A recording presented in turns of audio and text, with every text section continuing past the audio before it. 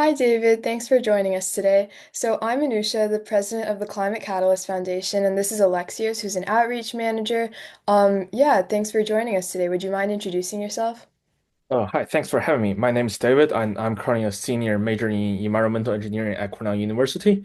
And after graduation, I will go into Langen and do my work will be environmental consulting. Okay, awesome. So yeah, Alexios, do you want to go into the questions? Yeah, for sure. All right. So to start off, can you talk a little bit about your work within your major? So my work at school is environmental engineering, but I mainly focus on water treatment with pollutions and transportation and fate, with some also include some bioremediation, microbiology. In environmental engineering, there's a lot of fields there, energy, and I just chose to went with the water treatment round. Yeah. And for the work I'll do after graduation is environmental consulting. So basically what we do is we'll have people, it's mostly realtors who own the lands and we'll basically make sure the lands will, like construction site will meet the regulations and make sure everything goes smoothly. And for our major at school, we it's a very pretty typical engineering and I also in a research lab and on project teams. Very nice. Thank you. So can you talk a little bit about why you got into this? What sparked your interest in the field, and when did you really start doing your research and uh work? So I actually started when I was pretty young. Like when I was like, I grew up like right by the beach. It's like literally 200 feet down the beach my house was. So like, people will always get trash on the beach, which I was pissed about it. So that's why I was like, people need to raise their awareness with where's the beach trash and don't let the plastic go into the ocean. And then I grew older, I actually went to do a volunteer in Nepal. That's VRC, the environmental, since it's a third world country, obviously the environment is not so good and there are a lot of pollutions everywhere, and people are pretty poor. And that's why I was like, yeah, if you just apply regulation to environmental, it's not going to help in bigger pictures because eventually people need money and people live to live their life. And compared to living and eating basic food, environmental is nothing to them. So at that point, I was like, I want to do some technologies that help the society to make environmental better and make people's life better.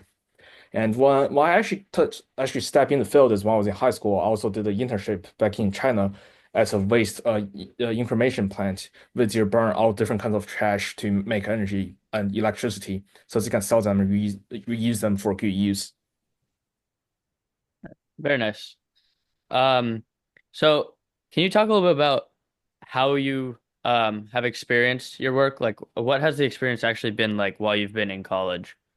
So when I was a freshman, I joined the project team first rather than research lab. And on the project team, we built a solar powered boat. It's a one mine drive 18 feet boat that we built out of scratch. And I learned a lot from them, like hands-on building experience, problem solving skills. And then on my junior summer, I joined the research lab, Professor Natalie Caprio in BE at Cornell. We mainly focus on bioremediation and transportation fate on pollutions like PFAS or TCE, which goes with trichloroethane.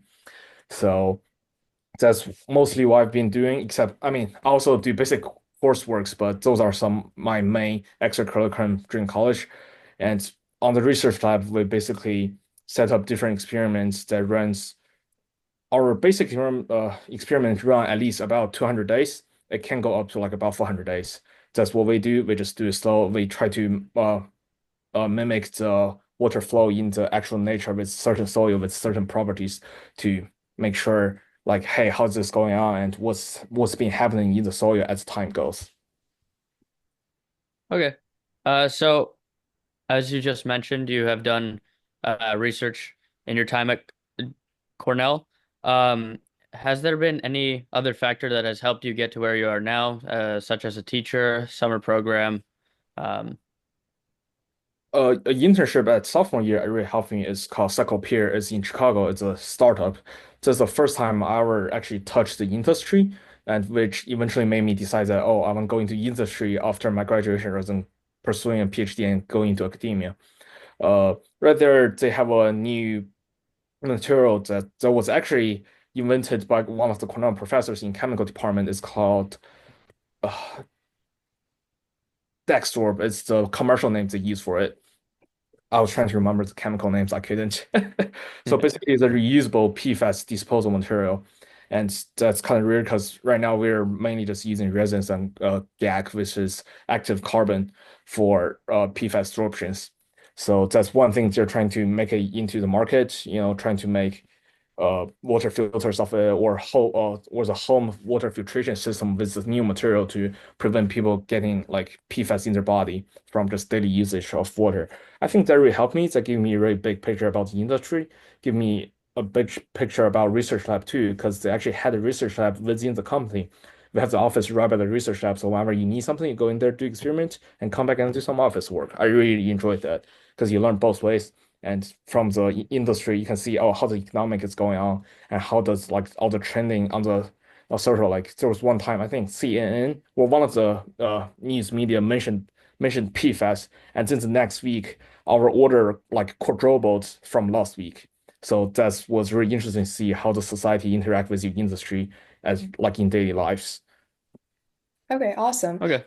Thanks so much for telling us about your experiences. So to wrap up, you alluded to this like earlier, like talking about your internship and all of that. What's some advice that you would offer to like aspiring high school students who are looking to go into like the field that you're in or are looking to like major in what you're in? Is there anything you'd tell them to do?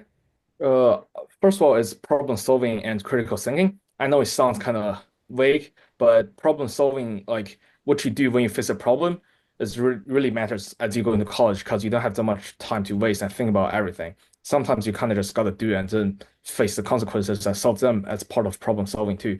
And always like be confident to yourself, challenge stuff you're looking and seeing. It doesn't matter if you get it wrong or not, but like you need to have the power to challenge it because sometimes even professor makes something wrong. And also another big part about environmental, which I found it pretty charming, is it has so many fields you can go into.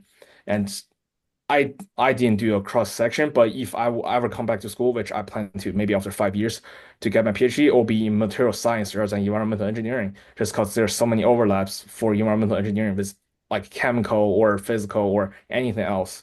Like I know people who do statistics, I know people who do materials. I personally interested in materials. That's where I'm going if I'm come back for another degree.